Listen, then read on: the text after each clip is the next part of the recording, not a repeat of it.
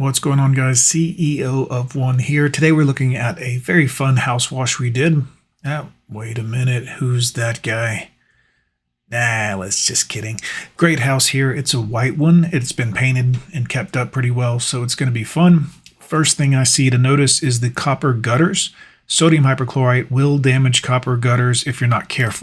As long as you keep plenty of water running over them during the process, before you apply the sodium hypochlorite and after, rinse them real well. It won't discolor them, but that is something worth mentioning.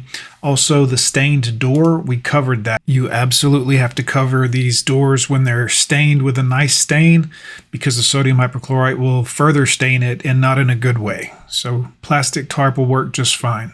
The house itself had a lot of organic growth on the white paint, not as much as I've seen on some other ones, but especially in these window seals.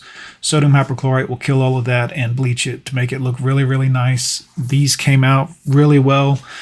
We also ended up doing the driveway, the sidewalk, and the front curb at this house. And I think I even threw in a sign just because they had a sign out front that was dirty. So I think we cleaned it also.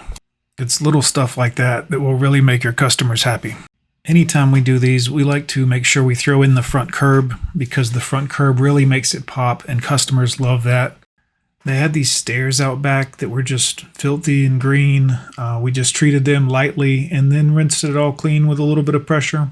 Worked out pretty good. Customer overall was pretty happy. We also did the back patio, back porch, back deck, I guess you would say. It's all wooden, stained black, more of the same, but it cleaned up so well, the customer even had us come back the next day and do their fence out back.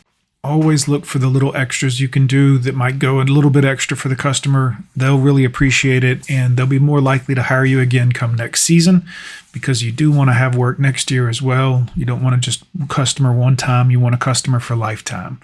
CEO of One, guys. We'll see y'all next time. Peace.